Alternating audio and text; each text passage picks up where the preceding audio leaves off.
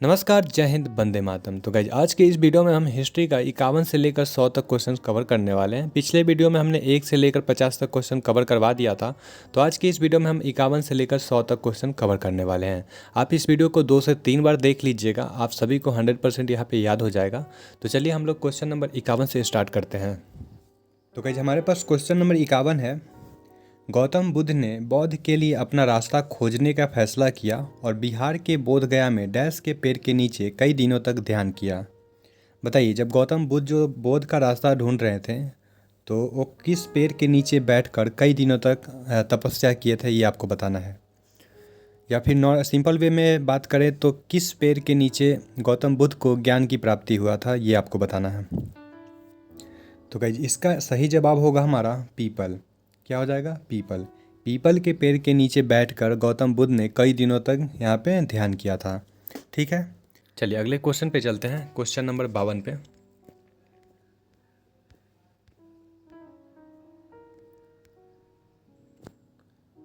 और question number 52 हमारे पास है, गौतम बुद्ध ने अपनी शिक्षा सामान्य लोगों को देश भाषा में दी थी। जो गौतम बुद्ध है वो अपना उपदेश किस भाषा में लोगों को दिया करते थे, ये आपको बताना है।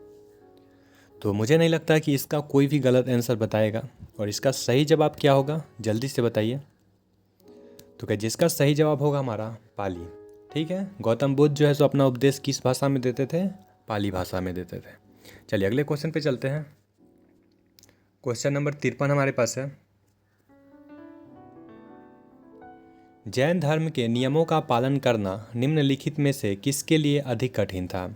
जो जैन धर्म का नियम था उसका पालन करना किसके लिए कठिन था, ये आपको बताना है। तो गाइस किसके लिए कठिन था? तो गाइस जैन धर्म का नियम का पालन करना किसानों के लिए कठिन था। ठीक है, यहाँ पे ऑप्शन सी जो है सो सही हो जाएगा। चलिए अगले क्वेश्चन पे चलते हैं। क्वेश्चन नंबर यहाँ पे 54 नंबर क्वेश्चन देखिए। बुद्ध शाक्यगण नामक एक छोटे गण से संबंधित थे और वह एक डैश थे। जो बुद्ध थे वो शाक्यगण से थे और वह क्या थे, ये आपको बताना है। क्या वो ब्राह्मण थे, क्या वो वैश्य थे, क्या वो क्षत्रिय थे या फिर शूद्र थे? क्या थे वो? तो क्या जिसका सही जवाब होगा हमारा क्षत्रिय। गौतम बुद्ध क्या थे? गौतम बुद्ध क्षत्रिय थे। और आप देख सकते हैं ये क्वेश्चन SSC GD 2 फरवरी 2023 में सेकेंड शिफ्ट में आया था।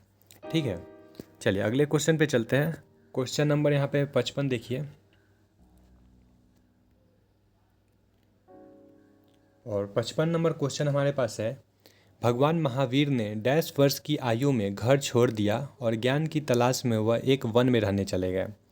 भगवान महावीर जो है वो कितने वर्ष की आयु में घर को त्याग दिए थे, ये आपको बताना है। बताइए इसका सही जवाब क्या होगा। और इसका सही जवाब आप सभी को पता है कि महावीर स्वामी जो थे वो 30 वर्ष की आयु में अपना घर त्याग कर चले गए थे कहाँ? ज्ञान की तलाश करने। ठीक है, चलिए अगले क्वेश्चन पे चलते हैं। क्वेश्चन नंबर 56 पे। चलिए इनके बारे में कुछ जान लेते हैं, महावीर स्वामी के बारे में। देखिए महावीर स्वामी के बारे में कुछ संबंधित जानकारी है। महावीर स्वामी का जन्म कहाँ हुआ था? कुंडग्राम, वैशाली, बिहार में। ठीक है, बिहार में एक वैशाली ज़िला है, वहीं पे एक कुंडग्राम गांव है, वहीं पे महावीर स्वामी का जन्म हुआ था। पिता का क्या नाम था? पिता का नाम था सिद्धार्थ। माता का क्या नाम था? माता का नाम था त्रिशला। पत्नी का क्या नाम था? पत्नी का नाम था यशोदा। पुत्री का नाम था प्रियदर्शना। दामाद का नाम था जामाली। ठीक है, क्या था? जमाली। महावीर स्वामी का जो मृत्यु है वो कहाँ पे हुआ था? महावीर स्वामी की मृत्यु हुआ था कहाँ पे? पावापुरी, राजगीर, बिहार में। गृह त्याग किए थे 30 वर्ष की आयु में, बड़े भाई नंदीवर्धन से आज्ञा लेकर। ठीक है, और ज्ञान प्राप्ति कब हुआ था? 30 वर्ष की अवस्था में। ठीक है, चलिए आगे चलते हैं, अगले क्वेश्चन पे चलते हैं। और क्वेश्चन नंबर हमारे पास यहाँ पे 56 है। देखिए क्वेश्चन नंबर 56 क्या कहता है, बोध गया एक महत्वपूर्ण बौद्ध तीर्थ स्थल क्यों है? जो बोध गया है वो एक महत्वपूर्ण तीर्थ स्थल क्यों है, ये आपको बताना है।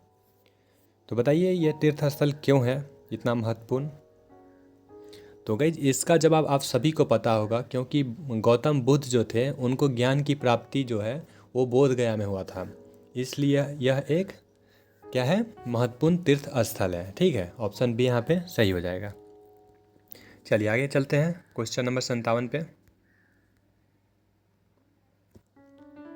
और 57 नंबर क्वेश्चन हमारे पास है, निम्नलिखित में से किसने वज्जी पर प्रस्तावित हमले के बारे में सलाह लेने के लिए बुद्ध से मुलाकात की?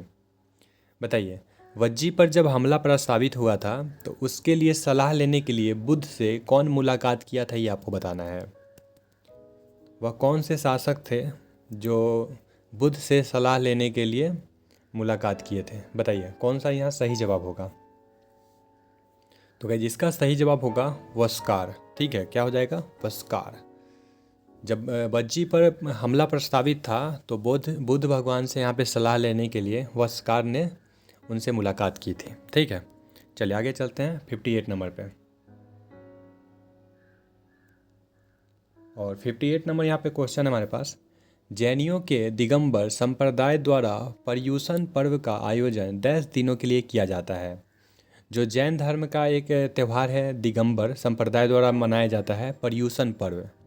जैनियों के द्वारा एक पर्युषण पर्व मनाया जाता है, वो कितने दिनों के लिए मनाया जाता है ये आपको बताना है। बताइए। और ये क्वेश्चन देखिए आया हुआ है 25 जनवरी को 2023 शिफ्ट में, सेकेंड शिफ्ट में। ठीक है, जितने भी क्वेश्चन हैं यहाँ पे सभी प्रीवियस ईयर के हैं। और एसएससी का एक रूल रहा है कि हमेशा वो प्रीवियस ईयर से ही ज़्यादा करके क्वेश्चन पूछता है, यानी कि 70% तक क्वेश्चन जो होता है सो प्रीवियस ईयर से ही आता है। ठीक है, बस थोड़ा सा घुमा दिया जाता है। तो आप इस क्वेश्चन को, इस क्लास को अच्छे से ध्यानपूर्वक देखिएगा, 2 से 3 बार इस क्लास को कीजिएगा, आप सभी को याद हो जाएगा और एग्ज़ाम में 100% आप 15+ क्वेश्चन करके आएंगे सही। ठीक है, तो बताइए यहाँ पे कितने दिन के लिए पर्युषण पर्व जो है सो मनाया जाता है?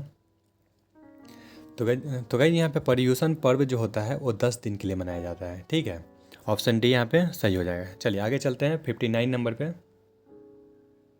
आप यहाँ पे दिगंबर और श्वेतांबर का मतलब समझ लीजिए। 2 संप्रदाय हैं जैन धर्म में, पहला है श्वेतांबर और दूसरा है दिगंबर। श्वेतांबर का मतलब होता है जो सफ़ेद वस्त्र पहने होते हैं, जैसा कि नाम से ही ये है स्पष्ट है, श्वेतांबर यानी कि उजला कपड़ा, यानी कि सफ़ेद वस्त्र पहनने वाला। और दिगंबर जो होता है जो बिना कपड़ा के यानी कि नग्न अवस्था में रहता है। ठीक है, ये भी क्वेश्चन आपसे पूछा जा सकता है। चलिए आगे चलते हैं 59 नंबर पे। और 59 नंबर हमारे पास क्वेश्चन है, प्रसिद्ध पुस्तक अर्थशास्त्र हमें बताती है कि मौर्य काल के दौरान उत्तर पश्चिमी कंबलों और 59 नंबर हमारे पास क्वेश्चन है, प्रसिद्ध पुस्तक अर्थशास्त्र हमें बताती है कि मौर्य काल के दौरान उत्तर पश्चिम कंबलों और डैश अपने सोने एवं कीमती पत्थरों के लिए महत्वपूर्ण था। बताइए अर्थशास्त्र जो है सो क्या बताता था कि उत्तर पश्चिम कंबल और डैश के लिए क्या था, पत्थरों के लिए महत्वपूर्ण था। इसका सही जवाब बताइए। अर्थशास्त्र हमें क्या बताती है? उत्तर पश्चिम जो था सो कंबलों के लिए। ठीक है, और कौन सा भाग जो था सो सोने और कीमती पत्थर के लिए जाना जाता था, ये आपको बताना है। तो बताइए इसका सही जवाब क्या होगा। तो कहिए यहाँ पे दक्षिण भारत जो था वो कीमती पत्थर और सोने के लिए जाना जाता था। ठीक है, ऑप्शन ए यहाँ पे सही होगा। चलिए अगले क्वेश्चन पे चलते हैं 60 नंबर पे।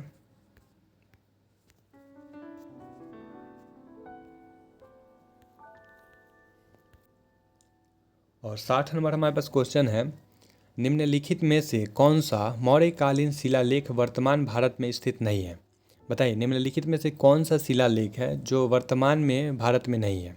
बताइए कौन सा, यहाँ पे कौन सा शिलालेख होगा जो अभी वर्तमान भारत में नहीं है?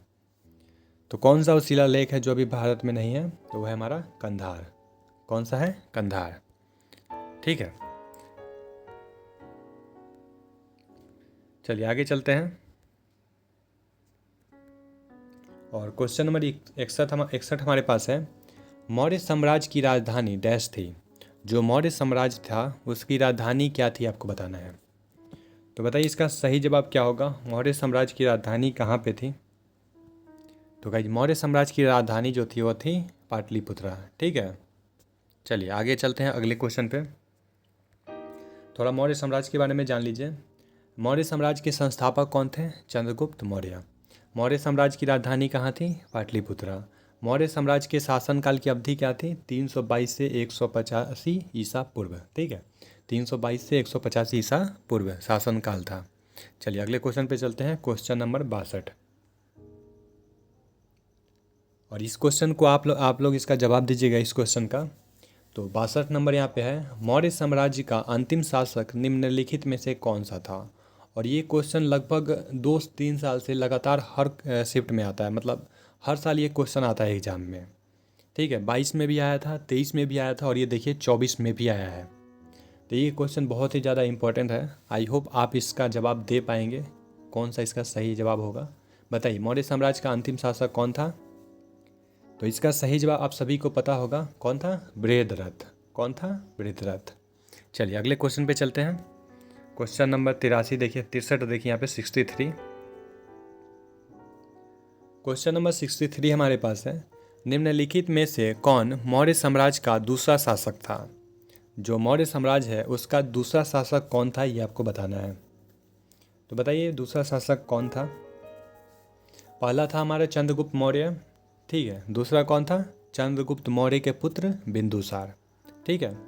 बिंदुसार यहाँ पे दूसरे यहाँ पे ये थे, शासक थे। चलिए आगे चलते हैं अगले क्वेश्चन पे। देखिए चंद्रगुप्त मौर्य थे पहले शासक, 322 से 298 ईसा पूर्व तक। दूसरे थे ये बिंदुसार, 298 से 273।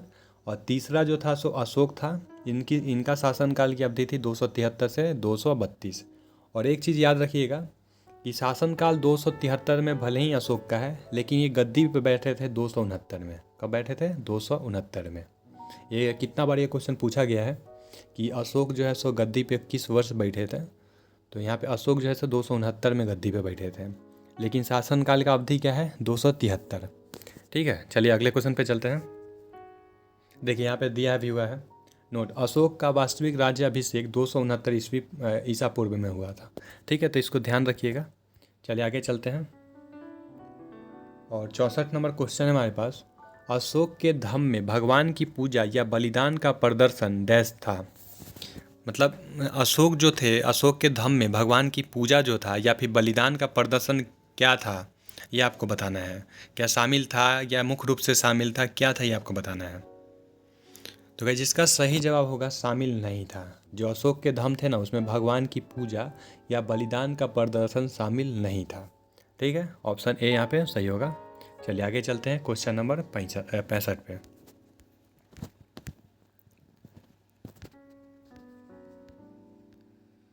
तो गाइस यहाँ पे हमारे पास 65 नंबर क्वेश्चन है, निम्नलिखित में से कौन सा मौर्य शासक चंद्रगुप्त मौर्य का पोता था। अब बताइए चंद्रगुप्त मौर्य का पोता कौन था। अभी हम पीछे बता के आए हैं, अगर आपको याद होगा, आपने ध्यान दिया होगा, तो आपको यहाँ पे 100% इसका जवाब पता होगा। तो बताइए इसका सही जवाब क्या होगा। मैंने पीछे बताया कि चंद्रगुप्त मौर्य जो थे से पहले शासक थे। चंद्रगुप्त मौर्य के जो पुत्र थे वो थे कौन, बिंदुसार। अब बिंदुसार के पुत्र कौन था, अशोक। तो यहाँ पे चंद्रगुप्त मौर्य का पोता कौन हो जाएगा, वो हो जाएगा हमारा अशोक। ठीक है, अगर आप ध्यानपूर्वक इस क्लास को लेंगे ना, तो 100% मैं गारंटी लेता हूँ कि आप एग्जाम में 15+ क्वेश्चन सही करके आएंगे, क्योंकि प्रीवियस ईयर से हर साल क्वेश्चन आता है। देख सकते हैं ये भी क्वेश्चन 2 बार आया है, 2024 में ही 2 बार क्वेश्चन आया है। 1 मार्च को ये फर्स्ट शिफ्ट में भी आया है और सेकेंड शिफ्ट में भी आया है। चलिए आगे चलते हैं अगले क्वेश्चन पे। 66 नंबर क्वेश्चन हमारे पास है, डैश साम्राज्य की स्थापना 322-321 ईसा पूर्व में महान सम्राट चंद्रगुप्त द्वारा की गई थी। अभी पीछे हम बता गया है कि 322 में किस साम्राज्य की स्थापना हुआ था। अगर आपने ध्यान दिया होगा तो इसका जवाब आपको पता होगा, कौन था, मौर्य साम्राज्य। ठीक है, 322 ईस्वी में जो था सो चंद्रगुप्त मौर्य के द्वारा मौर्य साम्राज्य की स्थापना किया गया था। चलिए अगला क्वेश्चन पे चलते हैं। देख लीजिए एक थोड़ा सा वंश और उसके संस्थापक देख लीजिए। नंद वंश के संस्थापक कौन थे, महापद्म नंद थे, याद रखिएगा। पाल वंश के शासक कौन थे, गोपाल थे। मुगल का कौन था, बाबर था। ये मुगल आगे भी पढ़ने को मिलेगा। चलिए आगे चलते हैं। 67 नंबर क्वेश्चन देखिए, अशोक के अधिकांश शिलालेख डैश भाषा में थे और डैश लिपि में लिखे हुए थे। जो अशोक ने शिलालेख बनवाया था वो किस भाषा में लिखा हुआ था और किस लिपि में था, ये आपको बताना है। तो बताइए इसका सही जवाब क्या होगा। और ये क्वेश्चन भी आप देख सकते हैं एसएससी जीडी में 5 मार्च 2024 को थर्ड शिफ्ट में आया था। बहुत ज़्यादा इंपॉर्टेंट क्वेश्चन होने वाला है ये सभी, तो इसको आप ध्यानपूर्वक देखिएगा। तो बताइए इसका सही जवाब क्या होगा 67 का।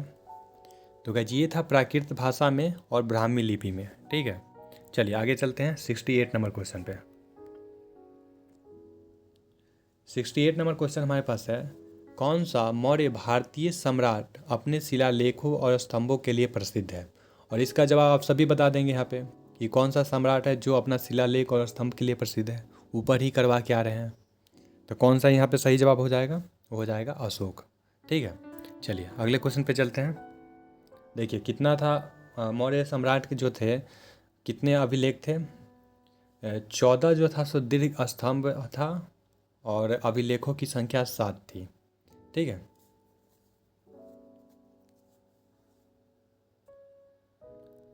चलिए आगे बढ़ते हैं। क्वेश्चन नंबर यहाँ पे 68 हो गया। अब 69 यानी कि 69 69 पे चलते हैं। अब 69 नंबर क्वेश्चन देखिए यहाँ पे, मौर्य साम्राज्य के चंद्रगुप्त मौर्य के गुरु कौन थे।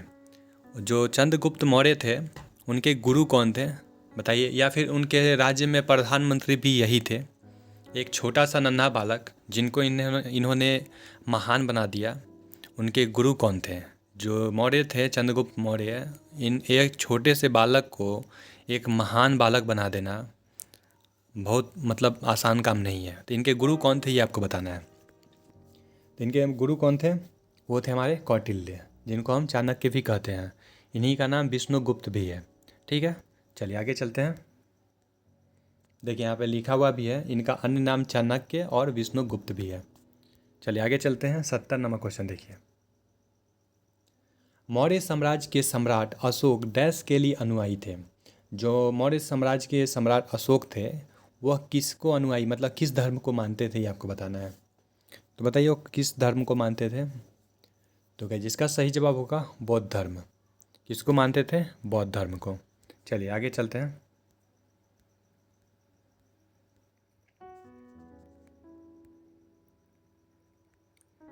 और 71 नंबर क्वेश्चन देखिए यहाँ पे, भारत में मौर्य साम्राज्य की स्थापना 322 ईसा पूर्व में हुई थी और इसकी राजधानी पाटलिपुत्र थी, जिसे अब डैश के नाम से जाना जाता है।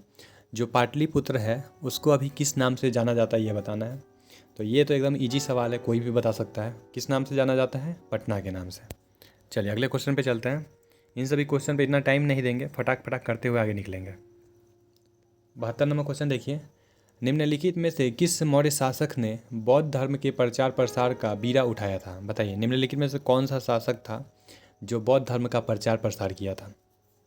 तो इसका सही जवाब क्या होगा, इसका सही जवाब होगा अशोक। ठीक है, चलिए आगे चलते हैं। 73 नंबर क्वेश्चन देखिए यहाँ पे, अशोक ने अपने शिलालेख में उल्लेख किया है कि उसने राजा बनने के 10 साल के बाद कालिंग पर आक्रमण किया था। कालिंग पर ही होगा 100%। और इसका सही जवाब आप सभी को भी पता होगा। देखिए कालिंग है ना, कालिंग पर विजय प्राप्त किया था। जब चंद्रगुप्त अशोक जो था बैठा था इस पे 69 में 269 ईस्वी में गद्दी पे बैठा था, उसके कितने साल के बाद कालिंग पर आक्रमण किया था ये आपको बताना है। और इसका सही जवाब आप सभी को पता होगा। और इसका सही जवाब क्या होगा, 8वें वर्ष। कितने वर्ष बाद किया था, 8वें वर्ष। जब अशोक 269 ईस्वी में बैठा था गद्दी पे, उसके 8वें वर्ष बाद में जो है सो कालिंग पे आक्रमण किया था। ठीक है, चलिए आगे चलते हैं। और ये भी देखिए कालिंग का युद्ध जो है सो कौन से शिलालेख में इसका उल्लेख है। तो ये है 13वें शिलालेख में। ये भी क्वेश्चन पूछा जाता है। कालिंग युद्ध का जो उल्लेख है वो है 13वें शिलालेख में। चलिए आगे चलते हैं। क्वेश्चन नंबर 74 देखिए, निम्नलिखित मौर्य सम्राटों में से किसे पियदस्सी के नाम से जाना जाता है। बताइए पियदस्सी के नाम से किसे जाना जाता है। इसका सही जवाब होगा अशोक। ठीक है, चलिए आगे चलते हैं अगले क्वेश्चन 75 पे।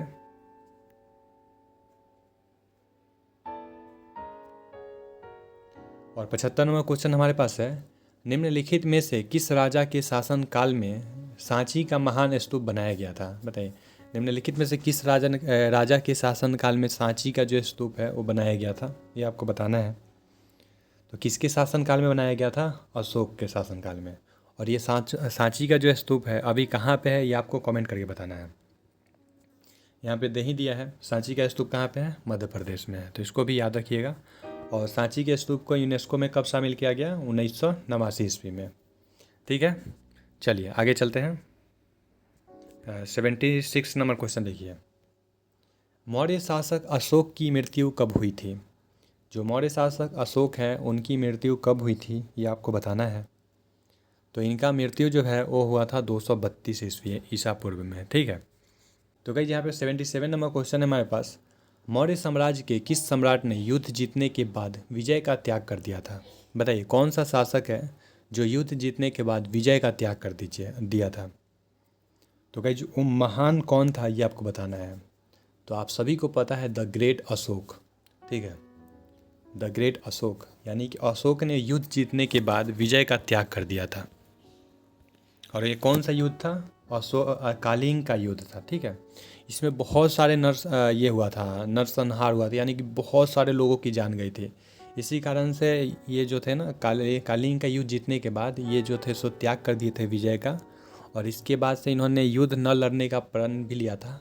और इसके बाद ही उन्होंने बुद्ध धर्म को अपनाया था, बौद्ध धर्म को अपनाया था। चलिए आगे चलते हैं, 78 नंबर क्वेश्चन देखते हैं। और 78 नंबर क्वेश्चन हमारे पास है।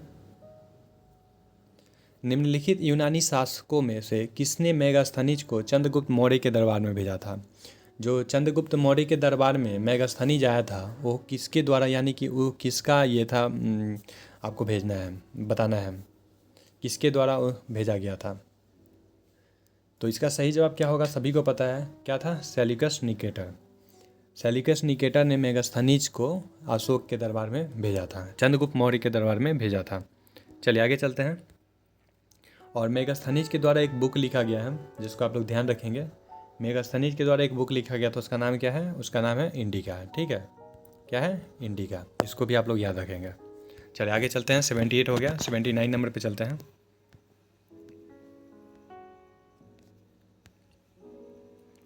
बताइए 79 नंबर। भारत में शुंग वंश के संस्थापक कौन थे? जो शुंग वंश था उसके संस्थापक कौन थे, ये आपको बताना है। तो बताइए शुंग वंश के संस्थापक कौन थे? तो गाइस शुंग वंश के संस्थापक थे पुष्यमित्र शुंग। ठीक है, चलिए आगे चलते हैं, 80 नंबर क्वेश्चन। ये भी याद रखिए, शुंग वंश के जो अंतिम शासक थे वो थे देवभूति। ये भी क्वेश्चन आया हुआ है एग्जाम में। चलिए शुंग वंश का शासनकाल भी याद रख लीजिए, 185 से लेकर 75 ईसा पूर्व तक। चलिए 80 नंबर क्वेश्चन देखिए यहाँ पे। और 80 नंबर क्वेश्चन हमारे पास है। भारत में सातवाहन वंश का संस्थापक निम्नलिखित में से कौन था? जो सातवाहन वंश है उसका संस्थापक कौन है, ये आपको बताना है। तो बताइए सातवाहन वंश का ये शासक कौन है? तो गाइस सातवाहन वंश का जो शासक है वो है हमारा सिमुक। कौन है? सिमुक। ऑप्शन बी यहाँ पे सही होगा। चलिए आगे चलते हैं।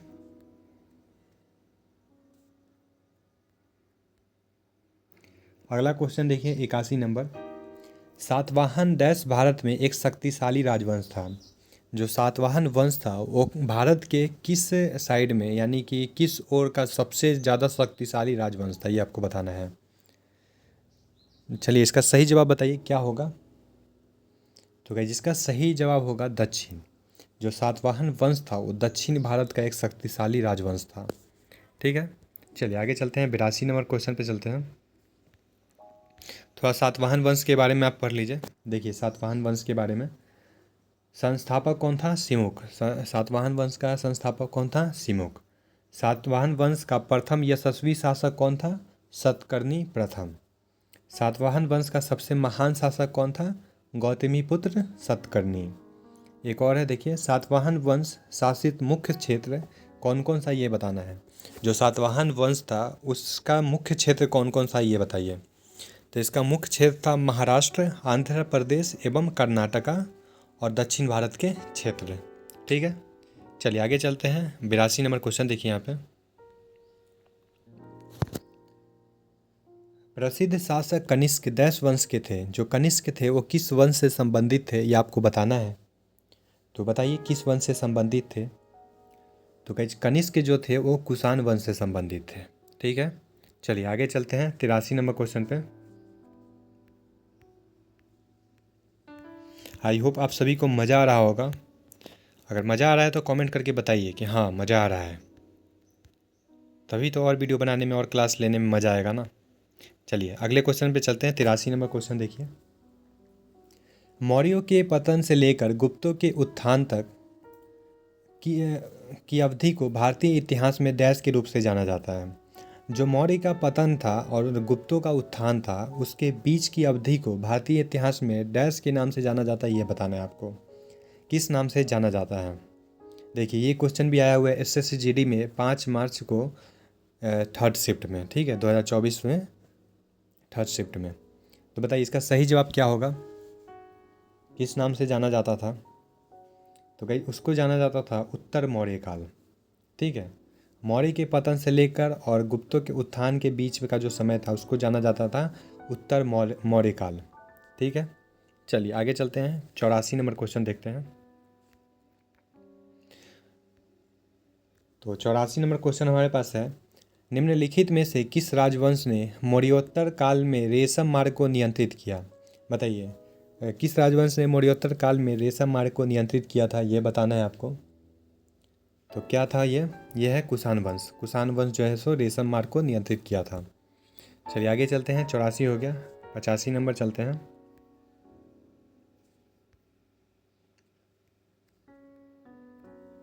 और 85 नंबर क्वेश्चन हमारे पास है, मौर्योत्तर काल में डैश वे पुरुष और महिलाएं थे जिनके पास ज़मीनें नहीं थी। बताइए मौर्योत्तर काल में वह कौन से पुरुष और महिला थे जिनके पास ज़मीन नहीं थी। बताइए कौन से पुरुष और महिलाएं थे जिसके पास ज़मीन नहीं थी। तो वो थे हमारे कौन, दास कर्मकार। दास कर्मकार का मतलब क्या होता है, जो दास होते हैं ना, जो राजा के घर में रहते हैं, जो उनका दासी होते हैं, उनका कहा करते हैं उनको हम दास कहते हैं। जो दास कर्मकार थे उनके पास ज़मीन नहीं थी। चलिए 85 हो गया। 86 नंबर क्वेश्चन देखते हैं। 86 नंबर क्वेश्चन है हमारे पास, निम्नलिखित में से किस शासक ने शुंग वंश की स्थापना की थी। बताइए शुंग वंश की स्थापना किस वंश ने किया था, क्यों कौन सा शासक किया था ये बताइए। शुंग वंश के संस्थापक कौन है ये आपको बताना है। तो गाइस ये क्वेश्चन पीछे भी आया था, अगर आपको याद होगा तो ये क्वेश्चन का जवाब आपको पता है। बताइए क्या होगा। तो ये है पुष्यमित्र शुंग। शुंग वंश के शासक कौन है, पुष्यमित्र शुंग। ठीक है, चलिए 86 हो गया। 87 नंबर क्वेश्चन देखिए। और 87 नंबर क्वेश्चन हमारे पास है, डैश जो कनिष्क के दरबार में रहते थे ने बुद्ध की जीवनी बुद्ध चरित की रचना की। आप बताइए बुद्ध चरित की रचना कौन किया है। बुद्ध चरित जो है उसके रचनाकार कौन है ये आपको बताना है। तो बताइए रचनाकार कौन है बुद्ध चरित का। तो इसका आंसर सभी को पता होगा, और कौन है, अश्वघोष। अश्वघोष ने बुद्ध चरित की रचना किया है। ठीक है, चलिए आगे चलते हैं। और एक क्वेश्चन और है यहाँ पे देखिए, थोड़ा सा इसको भी ध्यान रखिएगा, एग्जाम में कभी भी आ सकता है कि द्वितीय अशोक के नाम से किन्हें जाना जाता है। द्वितीय अशोक के नाम से किसको जाना जाता है, कनिष्क को जाना जाता है। ठीक है, तो इसको भी याद रखिएगा। चलिए 87 हो गया। 88 पे चलते हैं। और 88 नंबर क्वेश्चन हमारे पास है, गंधार कला शैली किस राजवंश के तहत विकसित हुई। जो गंधार कला था, जो गंधार कला शैली है वो किस राजवंश के तहत जो है सो विकसित हुआ था, ये आपको बताना है। तो बताइए कौन सा इसका सही जवाब होगा। तो गाइस इसका सही जवाब होगा कुषाण। गंधार कला शैली जो है सो कुषाण राजवंश के तहत विकसित हुआ था। और ये आप बताइए कि कुषाण वंश के संस्थापक कौन थे। अगर आपने ध्यान से इस क्लास को लिया होगा और ले रहे होंगे तो आपको इसका जवाब पता होगा। कुषाण वंश के संस्थापक कौन थे, ये थे कनिष्क। ठीक है, चलिए आगे चलते हैं। 89 नंबर क्वेश्चन देखिए यहाँ पे, निम्नलिखित में से कौन चंद्रगुप्त प्रथम की पत्नी है। बताइए चंद्रगुप्त प्रथम जो थी उनकी पत्नी कौन है ये आपको बताना है। चंद्रगुप्त प्रथम की पत्नी का नाम क्या था। तो ये क्वेश्चन का जवाब शायद आप में से बहुत कम लोगों को पता होगा। अगर जिन लोगों को इसका सही जवाब पता है वो कमेंट कीजिएगा कि हाँ मुझे इसका सही जवाब पता था, बिना मेरे बताए। ठीक है, तो बताइए इसका सही जवाब क्या होगा 89 का। मतलब चंद्रगुप्त प्रथम की पत्नी का नाम क्या था? तो गाइस उनकी पत्नी का नाम था कुमार देवी। क्या नाम था? कुमार देवी। चलिए आगे चलते हैं। 89 हो गया, 90 नंबर पे चलते हैं। 90 नंबर क्वेश्चन देखिए। निम्नलिखित में से किस गुप्त शासक ने पश्चिमी क्षेत्रों में शकों को पराजित करके विक्रमादित्य की उपाधि धारण की थी? बताइए विक्रमादित्य की उपाधि जो है सो कौन धारण किया था? और इसका सही जवाब क्या होगा जल्दी बताइए। विक्रमादित्य की उपाधि कौन धारण किया था ये आपको बताना है। और इसका सही जवाब क्या है? चंद्रगुप्त द्वितीय। चंद्रगुप्त द्वितीय को ही विक्रमादित्य भी हम लोग कहते हैं। चंद्रगुप्त द्वितीय ने ही विक्रमादित्य की उपाधि जो है सो धारण किया था। चलिए 90 हो गया, 91 पे चलते हैं। 91 नंबर क्वेश्चन देखिए। हर्षवर्धन द्वारा कितने संस्कृत नाटक लिखे गए हैं? जो हर्षवर्धन थे उनके द्वारा कितने संस्कृत नाटक लिखे गए हैं ये आपको बताना है। तो कितने नाटक लिखे गए हैं? 3 नाटक लिखे गए हैं। कौन कौन सा नाटक है वो देख लीजिए। कौन सा नाटक है? प्रियदर्शिका है, रत्नावली है और नागानंद है। ठीक है, इसको भी आप याद कर सकते हैं। 91 हो गया, 92 पे चलते हैं हम लोग। 91 के बाद 92 किधर गया? 90, 91, वेयर इज 92? हाँ ये रहा 92 नंबर। तो 92 नंबर क्वेश्चन हमारे पास है। गुप्त शासक समुद्रगुप्त की प्रशंसा में लिखित प्रयाग प्रशस्ति या इलाहाबाद स्तंभ की रचयिता कौन है? बताइए। एक रचयिता है, एक स्तंभ है जिसमें समुद्रगुप्त की प्रशंसा किया गया है, वो जो है सो उसके रचयिता कौन है आपको बताना है। प्रयाग प्रशस्ति या इलाहाबाद स्तंभ के रचयिता कौन है ये आपको बताना है। तो बताइए इसका सही जवाब क्या होगा। तो गाइस इसका सही जवाब होगा हरिसेन। जो प्रयाग प्रशस्ति है या फिर इलाहाबाद स्तंभ है उनके रचयिता जो है सो हरिसेन है। चलिए आगे चलते हैं। 93 नंबर क्वेश्चन पे देखिए। और 93 नंबर क्वेश्चन हमारे पास है। हर्षवर्धन ने नर्मदा नदी पार करके दक्कन की ओर बढ़ने की कोशिश की, तब चालुक्य नरेश डैश ने उन्हें रोक दिया। बताइए हर्षवर्धन जब नर्मदा नदी पार करके दक्कन की ओर प्रवेश कर रहा था तो उस समय चालुक्य नरेश कौन था जो उन्हें रोक दिया था ये आपको बताना है। तो बताइए कौन था जो उनको रोक दिया था। तो गाइस जो थे पुलकेशिन द्वितीय। कौन थे? पुलकेशिन द्वितीय। चलिए 93 हो गया। 94 नंबर देखिए। नालंदा विश्वविद्यालय की स्थापना डैश द्वारा 5वीं शताब्दी में की गई थी। बताइए नालंदा विश्वविद्यालय की स्थापना कौन किया है यह बताना है आपको। तो आप सभी को पता होगा कि नालंदा विश्वविद्यालय के संस्थापक कौन थे। ये थे कुमारगुप्त। आप ये बताइए कि नालंदा विश्वविद्यालय को जलाया कब गया था और किसने जलाया था? कमेंट में बताइएगा। ठीक है, जलाया गया था बख्तियार खिलजी के द्वारा, लेकिन कब जलाया गया था ये आपको कमेंट करके बताना है। देखिए 95 नंबर क्वेश्चन देखिए। निम्नलिखित में से किस गुप्त शासक को उसकी सैन्य उपलब्धियों के कारण भारत का नेपोलियन कहा जाता है? बताइए भारत का नेपोलियन किसे कहा जाता है? और मुझे नहीं लगता कि इसका कोई भी गलत जवाब देगा। और इसका सही जवाब है समुद्रगुप्त। क्या होगा? समुद्रगुप्त। भारत का नेपोलियन किसे कहा जाता है? समुद्रगुप्त को कहा जाता है। चलिए 96 नंबर क्वेश्चन देखिए।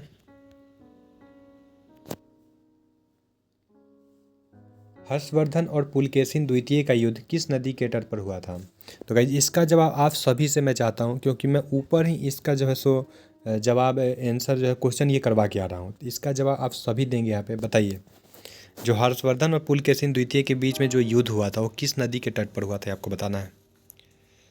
तो गाइस कौन सा नदी था? वो था नर्मदा नदी। ठीक है, चलिए आगे चलते हैं। 96 हो गया, 97 पे चलते हैं। और 97 नंबर यहाँ पे है। निम्नलिखित में से कौन हर्षवर्धन के दरबारी कवि और हर्षचरित के लेखक थे? बताइए हर्षचरित के लेखक कौन थे ये बताना है आपको। तो कहिए हर्षचरित के जो लेखक है वो हैं बाणभट्ट।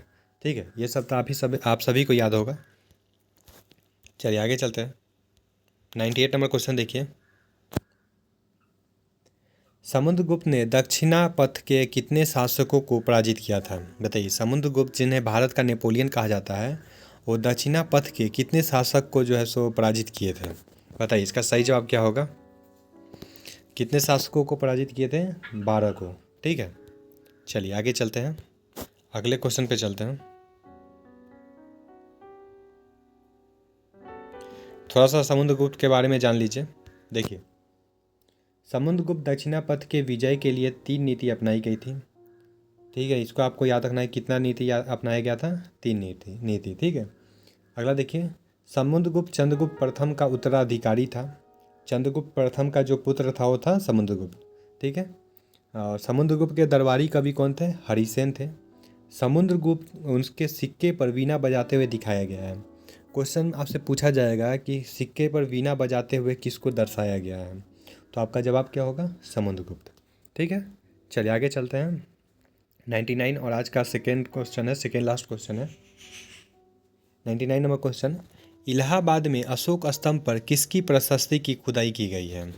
जो इलाहाबाद में अशोक का स्तंभ मिला था उसमें किसकी प्रशस्ति की खुदाई की गई है, आपको बताना है। तो बताइए किसकी प्रशस्ति की खुदाई की गई है? वो किया गया है समुद्रगुप्त का। ठीक है, ऑप्शन डी यहाँ पे सही होगा। चलिए, और आज का लास्ट क्वेश्चन हमारे पास है, क्वेश्चन नंबर 100। डैश ने हर्षवर्धन के दरबार में बहुत समय बिताया और उन्होंने जो कुछ देखा उसका विस्तृत विवरण किया। बताइए निम्नलिखित में से कौन है जो हर्षवर्धन के दरबार में बहुत समय तक रहा था और जो कुछ भी देखा उसको एक किताब में लिख दिया था? बताइए उसका सही जवाब क्या होगा, कौन थे? तो वो कौन था? हेनसोंग। कौन था? हेनसोंग। हेनसोंग था जो हर्षवर्धन के दरबार में बहुत समय तक रहा था। तो आज क्या क्लास बस यहीं पे रहने देते हैं। आज हमने टोटल 50 क्वेश्चन करवाया। आई होप आप सभी को मज़ा आया हो क्वेश्चन करके और सभी को याद हो गया हो। अगर आपको ये क्लास देखकर मज़ा आ रहा है तो कमेंट कीजिएगा। अगर नेक्स्ट पार्ट भी चाहिए तो कमेंट कीजिएगा।